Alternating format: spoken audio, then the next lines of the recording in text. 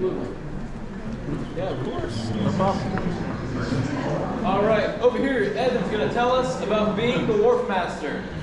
Men don't seem to feel the same fire about the new still as I do. 8 days on the river from Pittsburgh, and all they can do is practice their lazy man at my expense. Charlie, Jacob, that new still's not going to walk itself into the distillery on its own.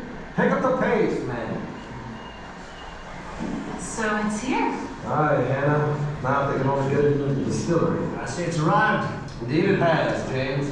Thank heaven for that. He's talked of nothing else for days. How will I know? Oh, whiskey he makes more barrels I transport over the falls.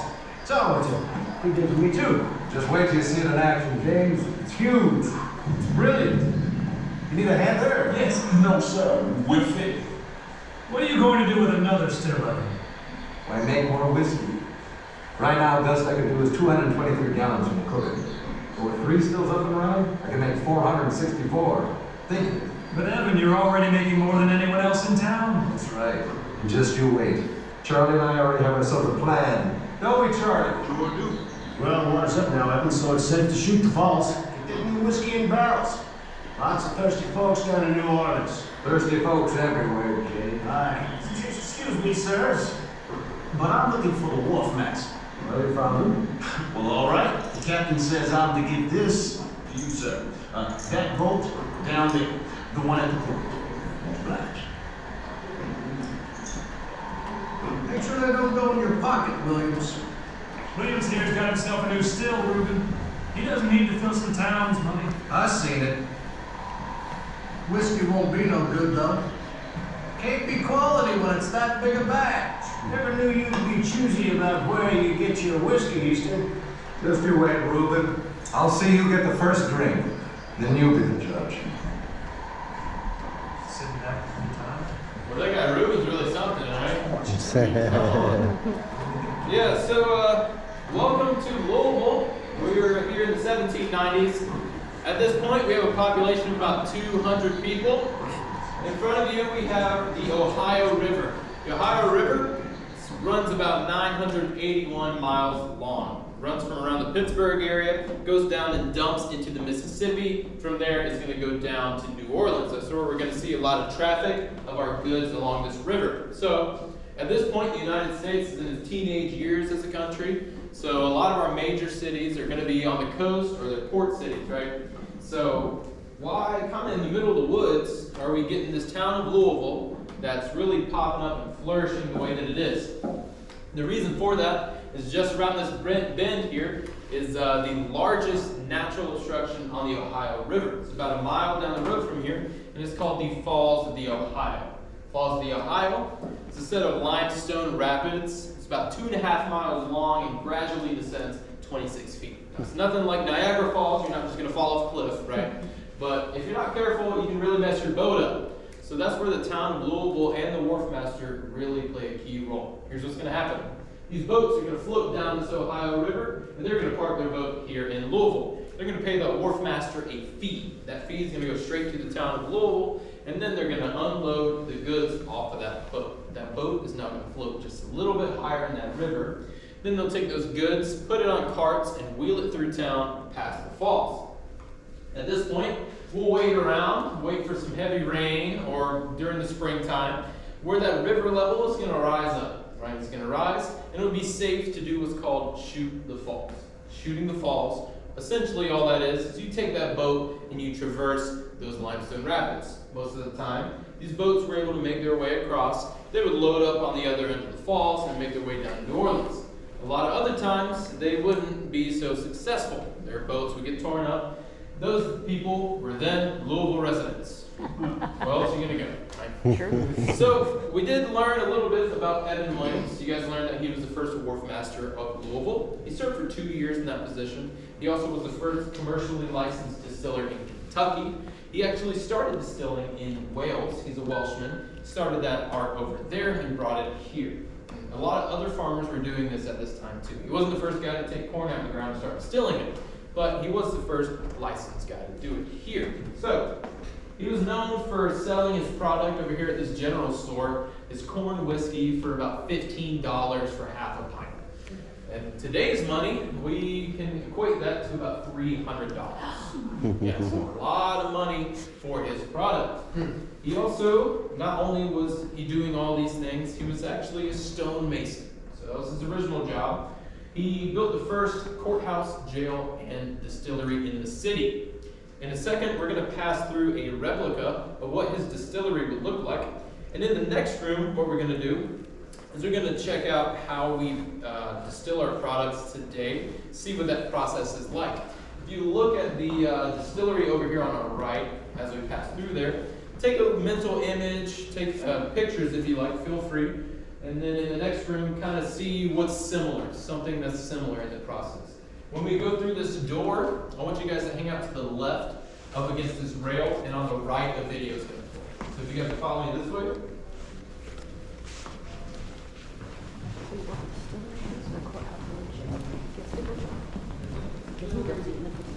The whole business. I can see it.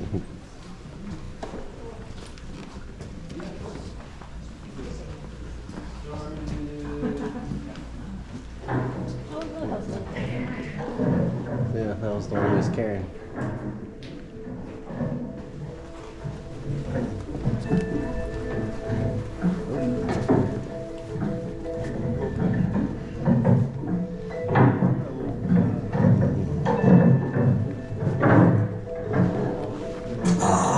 Now that is a beautiful sight. Back in my day, you'd roll those barrels right down the wharf onto a waiting flatboat. Some things have changed since then, but the important things are still the same. If you want great bourbon, you still start with the best, high-quality raw ingredients, and you have to handle them with the artist's touch.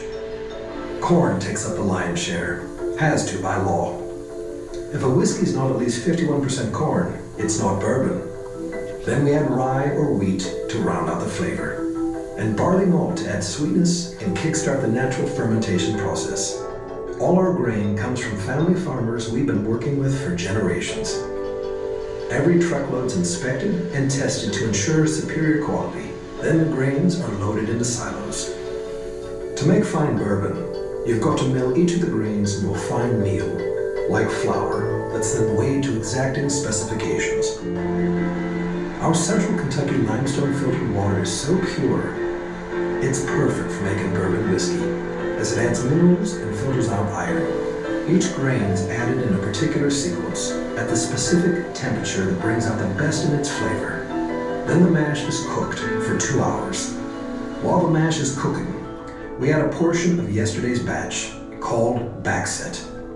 This is known as the sour mash method, which ensures that the bourbon has a consistency of flavor and taste. The cooked mash is sent through cooling pipes, 1 mile of them. Now it's ready for the fermenter and a carefully weighed portion of the proprietary yeast that has been in the family for generations. After a couple of days in the fermenting tank, you'll see a few bubbles on the surface. That's the yeast doing its work converting the grain mash into alcohol. A day or so later, the whole thing starts bubbling and boiling like mad. When all the intense boiling stops, you're left with a low alcohol liquid called distiller's beer. Now the trick is to separate the alcohol from the beer. You send the distiller's beer up a giant 70-foot column still near the top, and turn up the heat. As the beer boils, alcohol vapor rises, while the solids flow down the still through a series of perforated copper and stainless steel plates to the bottom and become an alcohol-free product called stillage that farmers use as a protein-rich livestock feed. That vapor at the top of the still is condensed into a spirit called low wine. But we're not done yet.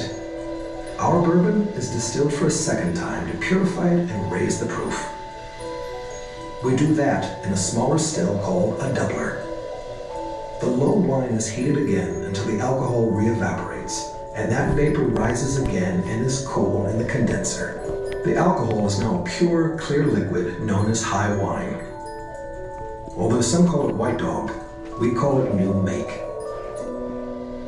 As the new make flows to the try box, our master distiller draws off a portion to test its proof.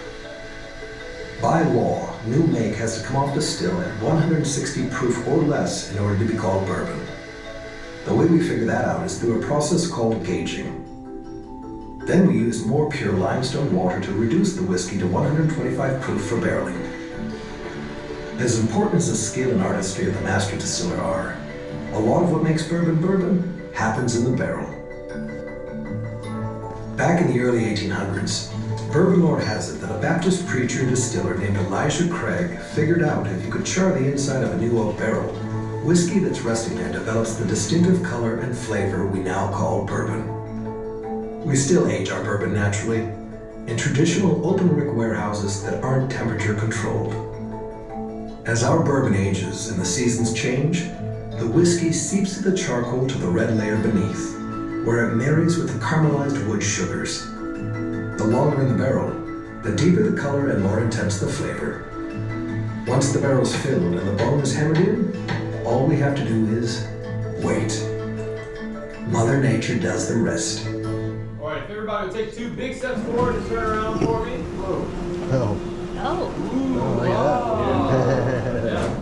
So this is our artisanal distillery here at the Evan Williams Bourbon Experience. Now that video we just watched, that explained the process of how we do things at our Bernheim facility. That's how our Evan Williams products are produced. Essentially, they'll make that new make, put it into tanker trucks, send it down to Bardstown, Kentucky, where our Heaven Hill location is, and that's where they do all the barreling. And all that new make that they send equates to around 1,500 barrels a day that they're producing there. In this facility, we are producing a whopping grand total of 1 barrel a day for 5 days a week, right? So a lot smaller production here. Everything that comes out of here is under the Square 6 label. So that is named after the plot of land that Evan Williams owned. It's actually right across the street from here, and it went down to the river. So we like to pay homage to that and put that on our label here.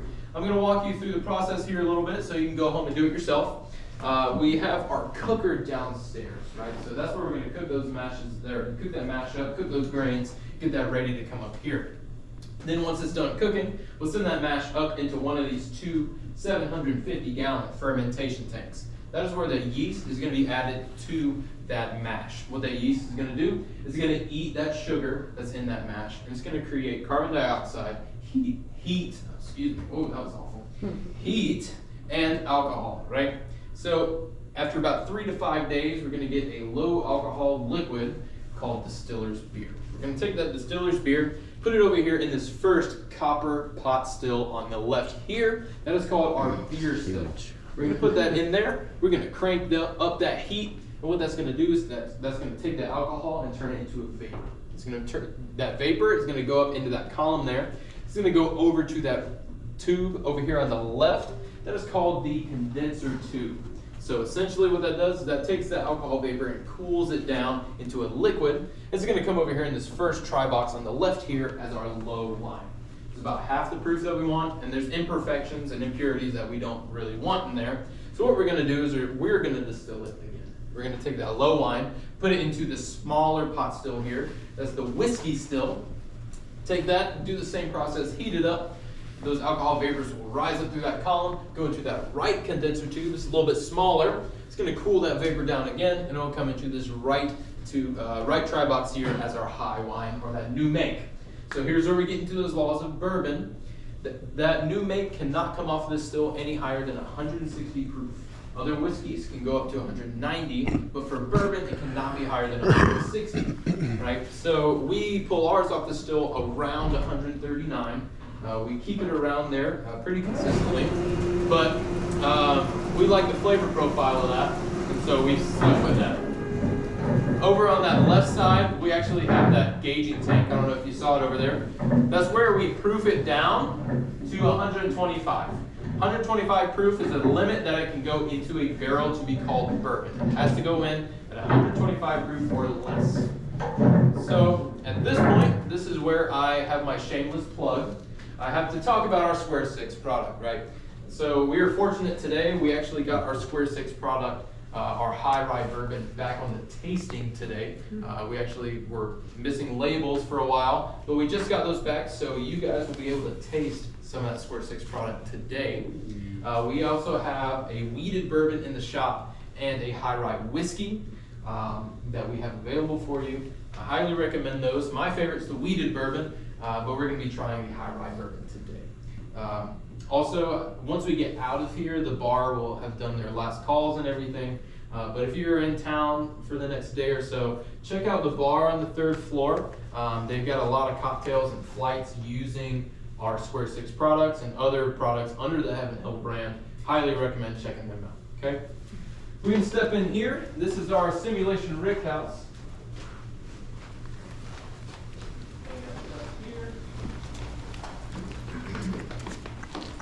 Talk a little bit about aging.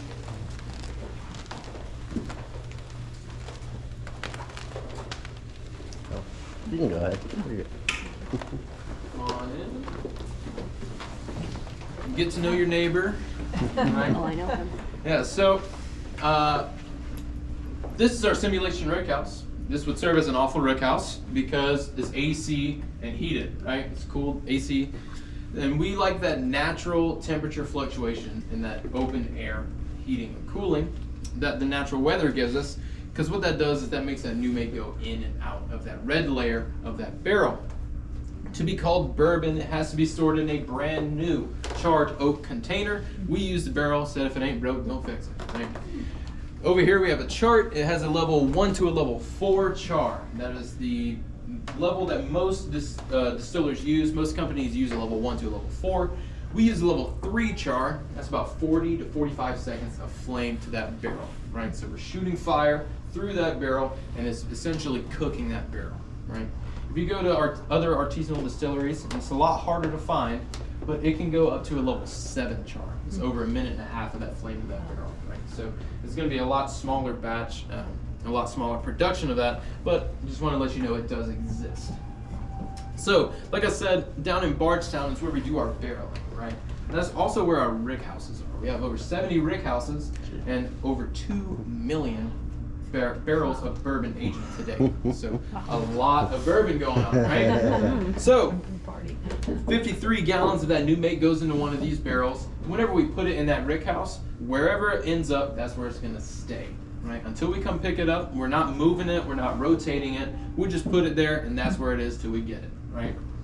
After that first year, right, some of that new make and some of that whiskey is gonna soak into this wood and we're gonna get some evaporation. Right, it's about 5 to 6% of that product that's in this barrel is going to be gone in that first year. That's called the angel's share, right? They take what they give. You know? So, and every year after that, it's about 2 to 3% that we lose from evaporation, right? So these are rough numbers. It can be more and it can be less. It all depends on the weather and where it is in the rick house.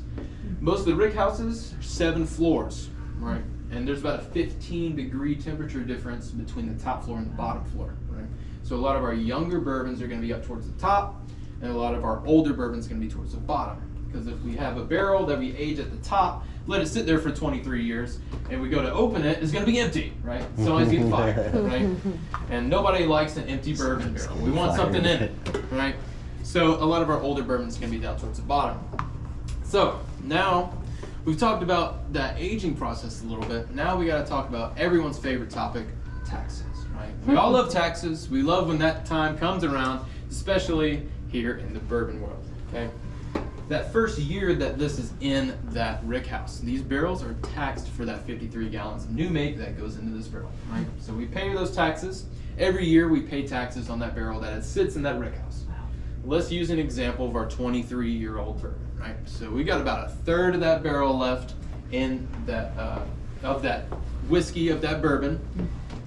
For that year, we have to pay for 53 gallons of that new make, right? So we have to pay for that 53 gallons every single year, regardless of what's in this barrel, right? This is why our older bourbons are a lot more expensive or a little more expensive, depending on how old you get. And about 60% of what you pay over the counter is going to cover that tax expense, right? So a lot of younger bourbons are going to be cheaper, right? And a lot of older bourbons are more expensive. After we use them, we can't use them again for bourbon, right? We have to send them somewhere else. And we don't really want to leave them sitting in the parking lot. So we'll sell them off to places, right? We'll sell them off to Scotland. Scotch industry takes a lot of these bourbon barrels. Irish whiskey, we'll take them. We'll send them to Canada. Canadian whiskey. meaderies, wineries, breweries, let's see, coffee makers. We got Tabasco sauce. They'll finish their sauce in bourbon barrels. Pretty much if you name it, you can put it in a barrel and it'll soak up that flavor. The reason people do that, after this has been emptied, there's about 2 to 3 gallons of that bourbon still in this wood. Oh. So whatever you put in there is going to soak up the rest of that bourbon that's in there. So you'll be able to do that. You also can turn them into planters or furniture, or you can even, take them apart and sell these individual staves in a gift shop somewhere. I don't know of any place that would do that. Is everybody okay with stairs? Yes. All right, so we got a set of stairs. Halfway up, we can take a top-down look into that distillery. You can look inside those fermentation tanks and see how far along in that process they are. And then at the very top, we're going to be in Whiskey Row. Okay, sound good? Cool. All right, let's head that way.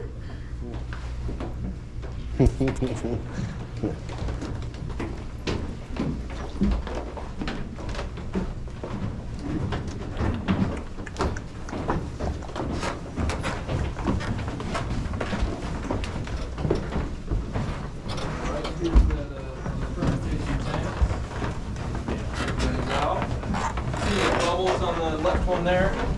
We don't heat these up. All those bubbles are natural. That's that yeast eating that sugar.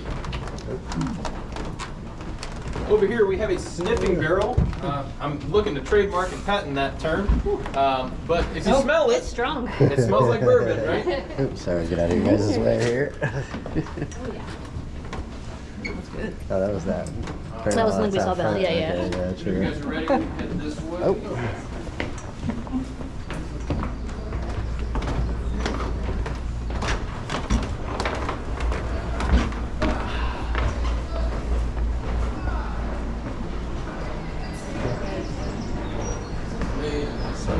Timey buck.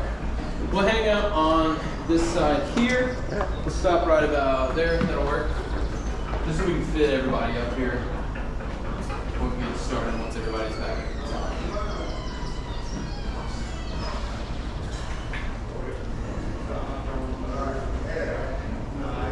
Sitting and talking for 30 minutes. Really do a number on your throat.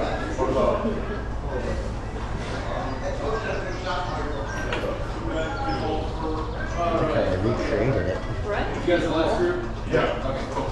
So, welcome to Whiskey Row, everybody. This is Louisville Main Street in the 1890s. Right outside our front door, about a 10-block span. Pretty much most of the business that was going on the strip was dealing with whiskey. We had cooperages making barrels, bottle makers, label makers. We had 41 distilleries, 12 saloons, you name it, we got it, right? We got all kinds of stuff going on. If you were higher up on the business end of these distilleries, you probably had an office here, right? Just to be closer to your operations, right? So at this point, we got our distilleries that have been around for a little while. They were pretty reliable. You could go to them and you knew what you were getting when you got it, right? A lot of people, this might have been their first or second time, right, at this still. So the product that they're creating might not be that good. It might not taste very good. Just something wouldn't work out right. What are you going to do with that product? Nobody's going to buy it. No one wants it. So what do? You don't just sit and waste it. What you're going to do is you're going to take it to these people called rectifiers. Rectifiers at this point were a really great thing. What they did was they bought your whiskey off of you and then they fixed it. Right? So they took that whiskey. A lot of times what they would do is they would blend it with other whiskeys. They would take that whiskey, blend it with other whiskeys, make it taste a little bit better, hide that nasty whiskey flavor. Then they could add some juice to it maybe some prune or cherry juice, maybe some molasses, sweeten it up, right? Give it some flavor, darken it up, make it taste good. Then what they do is resell that product, right? So we're keeping that ball rolling, keeping whiskey alive, right? It's all a great thing, and of course, we got your people that had to ruin it for everybody, right? I guess the second most interesting fact is that if you look in here, in the middle, those cabinets are actually mailbox slots. So the men at this point would be able to get their mail sent here, right? Essentially killing 2 birds with 1 stone. Honey, I'm going to get the mail. I'll be back in a couple hours, right? My favorite part about this room is that it's our tasting room.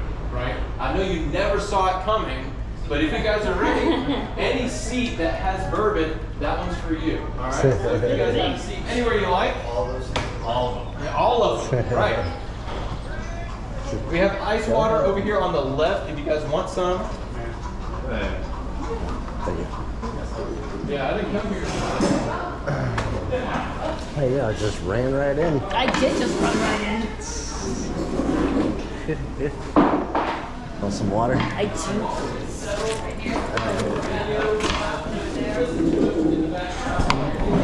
Huh. All under the ATF, alcohol, tobacco, and firearm. So they control. Did you have to go back again after that? Or just that one time? I'm not sure. When we were going through this training process, they just tell us about it. I asked you. I asked you. Yeah, that was a great question. I'm sure, you know, there's a sort of sales tax that you have to pay. Right, yeah. But You have to pay. I'm not sure. I'm gonna Google that. It's a good Google question. A lot of bourbon and whiskey Google questions are really complicated because you'll get 4 different answers Oh, for the yeah. same thing. So it might be a tough one, but We'll that's see. a great I'll see if I question. can do it. That means it's a good question, right? It's hard to find the answer. It's 1975. It was just months after the end of Prohibition. Bourbon was back in business. A few months later, Heaven Hill filled its first barrel. And December 13th, despite everyone's enthusiasm for that first barrel, the financial realities of the Great Depression were just too much for some of the early investors. If the Shapiro brothers would buy them out, they were going to shutter the distillery and walk away from their business, just like so many early Americans were forced to do. It didn't take the brothers long to figure out they needed to be bold, so they dropped their checkbooks, took a deep breath, and never looked back. The company has grown beyond everyone's wildest expectations. We're proud to say that today, Heaven Hill is the largest family-owned and operated distilled spirits company in America and second largest holder of aging bourbon in the world. Everything you see around you is a culmination of the Shapiro's commitment to quality, tradition, and the people of Heaven Hill. Our award-winning portfolio of American whiskeys is the result of the steadfast commitment. Of course, none of this would have been possible without fine people like you taking a sip to see what we're all about. So, Slacha, Skol, L'chaim, and cheers. We're mighty glad you're here. We're mighty glad that you guys are here. All right. Here we, yeah. They said the second largest. Who's the first? Jim Beam. Yeah. Yep. They started well before Prohibition. Yeah. And Heaven Hill didn't start until I don't remember the exact number, but it was after Prohibition. After Prohibition had ended, that's when Heaven Hill started. So they kind of got a head start in the race, right? They cheated. Yeah. The cheaters. Yeah. No, we appreciate all of our companies. You know, it makes it exciting. It makes people want to come try us because they've tried other stuff. They want to give us a try, right? So, but we are family owned. A lot of other companies are Japanese or even French owned. But we are the largest family owned distributor of distilled spirits. This is a pretty cool little thing about us. I mean, that doesn't really affect me. It's just a little cool thing. So here we are at the tasting. This is my last tasting of the day. It's not my first tasting of the day. I don't know if that was obvious or not. But I'm excited. I don't know about you guys, but we have 4 different bourbons that we're going to be trying today. 3 of them are under the same mash bill, and one of them is a little bit different. So 3 of those are Evan Williams. One of them is Square 6. We're seeing a little bit of a pattern here. Our Evan Williams products are all going to be under the same mash bill, right? That is 78% corn, 10% rye, 12% malted barley, right? So remember that bourbon law that it has to be made up of at least 51% corn, right? To be called bourbon, we use a pretty high corn percentage of 78%, right? And that rye is a secondary grain. You'll have either rye bourbons or you'll have wheated bourbons. I'm personally a wheated bourbon fan. Square Six. You know, another shameless plug. Square Six has a great wheated bourbon. It's actually my favorite. But those flavor differences. Imagine a wheat bread versus a rye bread, right? That rye is gonna get the side of your tongue a lot more. It's gonna be more spice and less like a bread flavor. So we're gonna be working from the bourbon closest to us out. I'm gonna tell you a little bit about this first one that we're tasting today. This is our Evan Williams Single Barrel Vintage. This is a 2015 edition. This is an 8-year-old bourbon. Let's talk about what single barrel means, and through that, we're going to talk about our black label. So our black label is our large batch bourbon, right? So with a large batch bourbon, you're blending all kinds of barrels together, up to 2,000, upwards of 2,000 barrels. So you're blending together, right? And you're doing that to get a specific flavor profile. You're looking for a flavor rather than a individuality or uniqueness. Right? You're looking for consistency of that flavor. That's why if you go to one store and you buy a bottle of the black label, you go to another store and buy a bottle of the black label, it's going to taste the same. It's going to taste exactly the same because they're looking for a specific flavor profile, right? With this single barrel, that's exactly what it says. It comes from one barrel. These barrels sit on the 4th and 5th floor of the rick house towards the center. That's called the center cut. It's where a lot of our single barrel flavor notes come from. Single barrel's been a thing for a long time. Before it kind of was a trendy thing when it came out to be sold. It actually started out, you know, a lot of the owners and people involved in the distillery, they would keep barrels for themselves, right? They'd take barrels out and keep it for themselves. And those were our single barrels because they tasted the best, right? So then some guy thought, hey, why don't we sell them to everybody else? And so I guess that stuck to the wall or whatever. So that's where our single barrel comes from. These have a what I call bourbon birth certificate on the back of them. It has the day that it was barreled, the date, the barrel number, and as well as the date that it was bottled on. So we're going to be trying barrel number 769 today.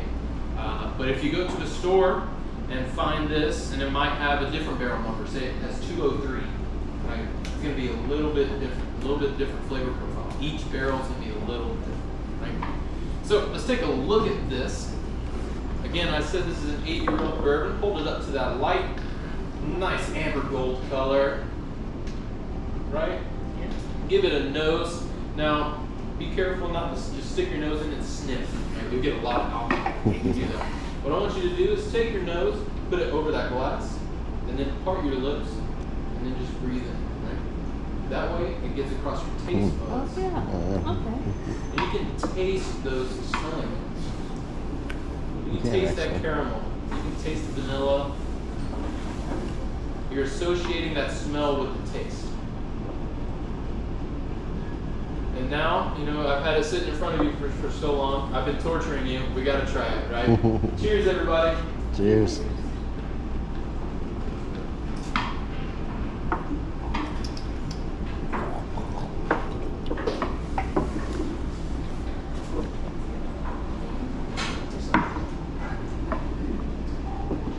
Smooth, sweet bourbon.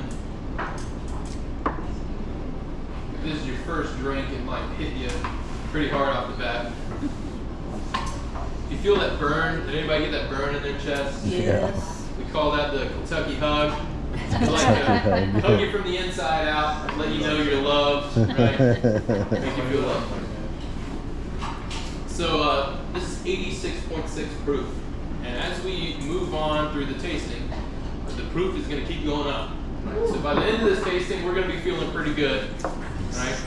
So just be aware of that proof is going to be going up slowly but surely as we keep going. So 86.6 proof here. This is actually Kentucky exclusive. They released it nationally a while ago, but now it is strictly to Kentucky. I've had people in Texas and Tennessee say they found it. They've had people sell it at liquor stores and things like that. But they sold out really quickly. They were allocated a certain amount, but they sold out. But your best bet, somewhere in Kentucky, we'll have this. We had this in our gift shop, of course, at $49.99.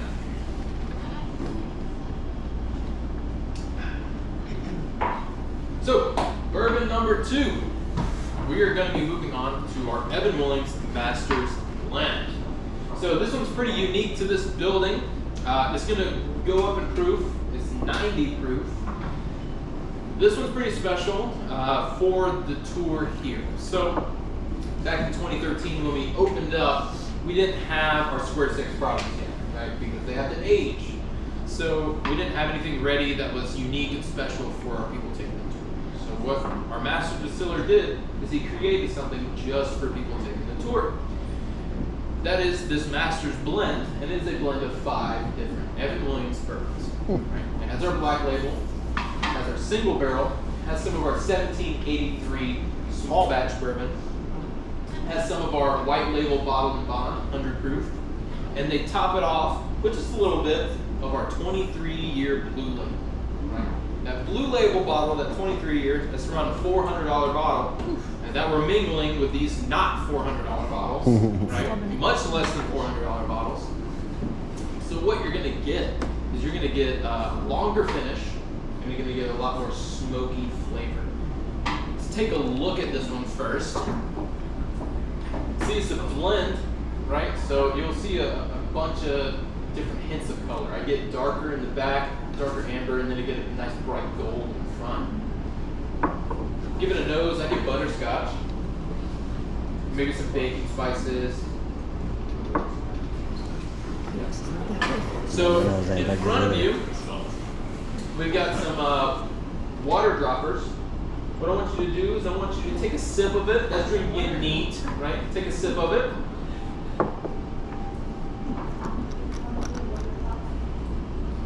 Give it a taste. Ooh, nice long smoky finish, right? Yep. Then what I want you to do is take that dropper, put 2 or 3 drops into that bourbon. It's called blooming the bourbon. Essentially, that just, there's oils that sit on top of that bourbon. When you put some water on it, it makes that oil dissipate, right? Move away from the water. Because oil and water don't really like each other very much. So you might get a couple different tasting flavor notes. It also helps proof it down a little bit if you're not a bourbon drinker. So, you know, just see what changes. See if anything changes for you.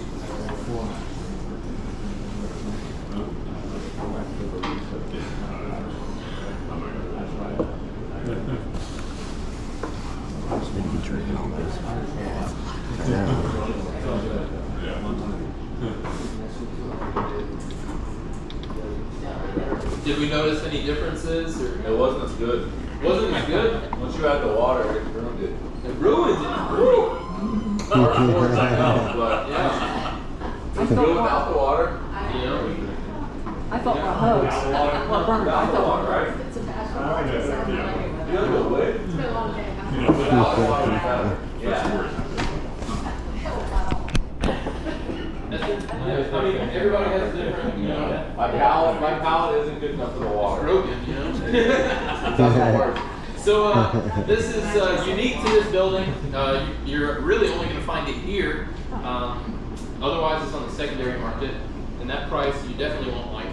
But the price here, $79.99. So let's move on to the third bourbon for today. This is our Square 6 High Rye Bourbon. So I talked about the mash bill for the other 3. The mash bill on this one's going to be a little bit different, right? So the mash bill for this one is 52% corn, 35% rye, and 13% malted barley. So a lot higher rye percentage. That rye flavor, again, is that spice that you get on the side of your tongue. So it's going to go up to 95 proof, and this is a small batch. So when we talk about small batch, we talk about large batch and single barrel, right? Those are 2 opposite ends. Let's talk about small batch. What does that mean? What kind of rules do they give us for small batch? The only real rule they give us is that your small batch has to be anything smaller than your large batch. Wow. So it all just depends, right? So for us, for the Square 6, it's 30 barrels. We use about 30 barrels for this. Mixed up. And for our 1783, our other small batch, for example, we use 200 to 300. Right? So it really can range. There's a wide range from what that small batch means. right? But it's just anything smaller than your applause numbers. So you give it a nose. You're gonna get tobacco, maybe some leather. I can smell the leather in it. It's gonna be a very unique tasting experience. Cheers, guys. Cheers.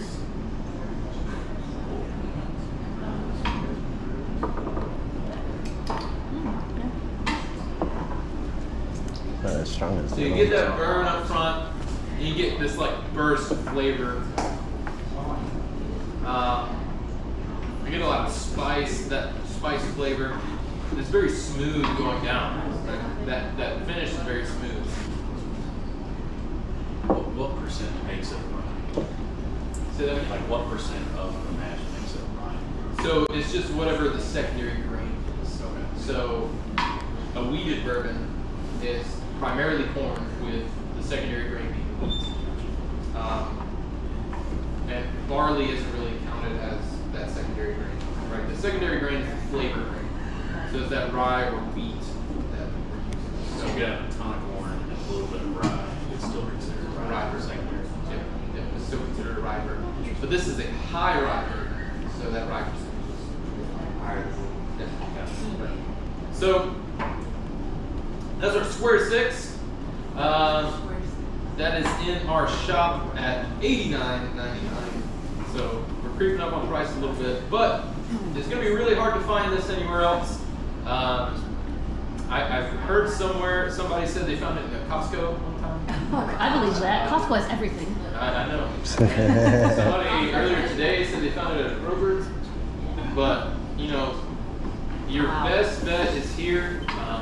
Otherwise, it's going to be really hard to find something like this.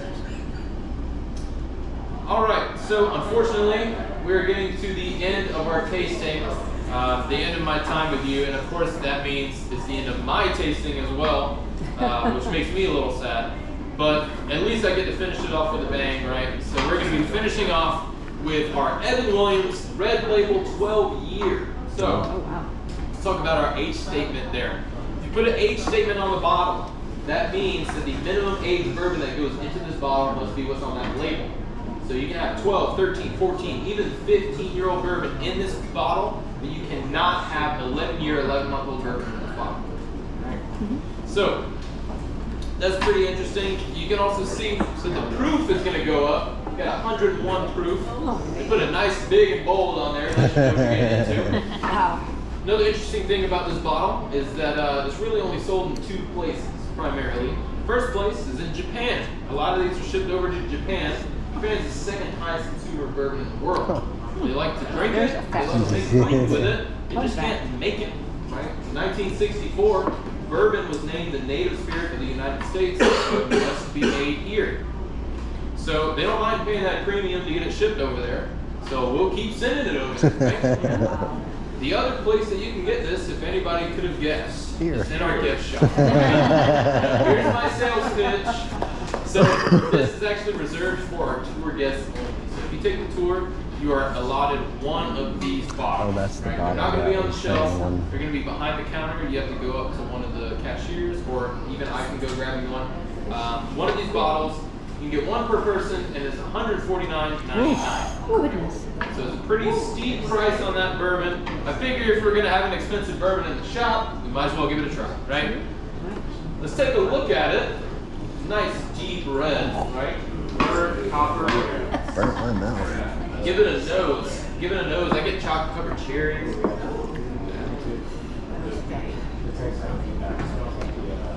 All right, this is our last drink together. Are we celebrating anything? Anybody celebrating? Bachelor party. Bachelor party. Is it for you? It's for me. Yeah. Woo! Drew. Drew. All right. Cheers to Drew.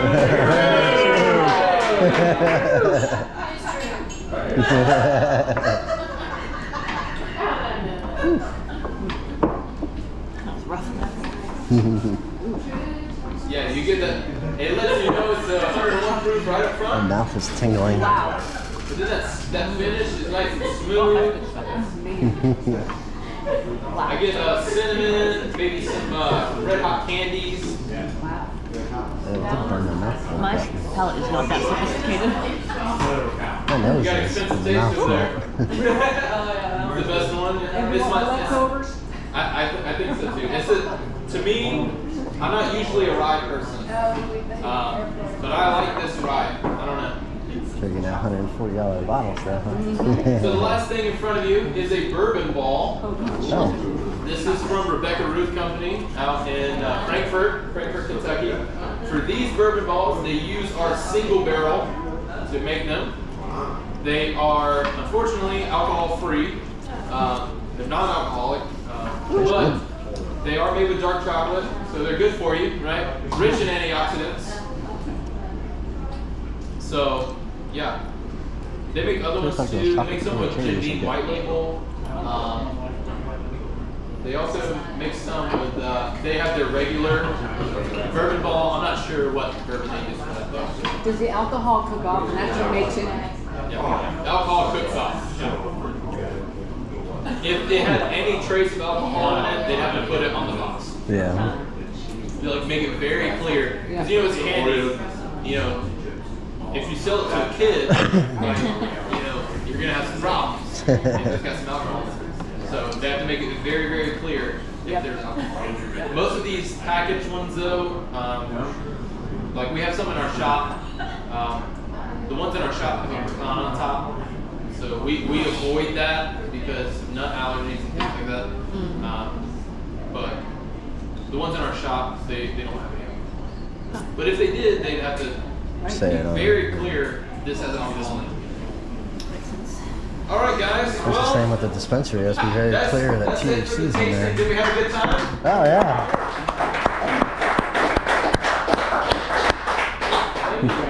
You guys are boosting my ego. Had a great time. So I got one last thing for you. We're going to meet right outside here. If you guys don't mind pushing your chairs in, making it nice and tidy for our bartenders coming in here. I'll meet you guys out here. We're going to go ahead and go sit down in the hall here because we got a tour going on right here.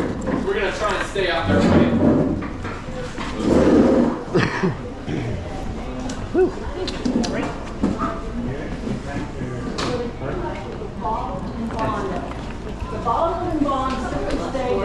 Huh?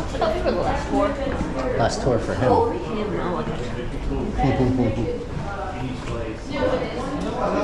Another tasting. Let's just walk right in and start doing it. It is. It's the same stuff. All right. Look at this. You're taking us to another tasting. Let's go. All right. So I know. I'm sorry. We can't go in here. We'll go this way. That's I know. right. I hate to let you down like that. You know, if I had 2 tastings at every tour, they'd have to take me out in the stretcher. Yeah, it's great. So this is actually our 1960s themed tasting room. Yeah. And so, right. So this is called Max and Harry's. So that's pretty important to us. Max is our former CEO. Remember, we're family owned and operated. So Max was our former CEO, and Harry is actually his cousin.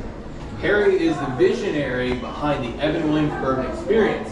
We're actually proud to be the first distillery back on Whiskey Row since Prohibition, and it's all because of Harry that this was possible, right? Unfortunately, he passed away a couple weeks before we opened up in 2013, so he wasn't able to see his dream realized. So whenever I'm in here, I like to give a toast and pay tribute to Harry, because if it wasn't for him, I wouldn't be able to sit and drink with you guys. So here we are at the end of the tour. You know, as all good tours end, we are in the gift shop, right? You know, it has to be that way. We got to throw a little Disney at you. Yeah, so I've been Jacob. I appreciate your guys' company. You guys have been great. You guys are my last tour, my best tour. Nice. So I'll be hanging around in the gift shop if you guys want to sit and chat, or if you have anything for me. I'll be, you know, just standing around waiting for you guys. So if anything, yeah, I appreciate that.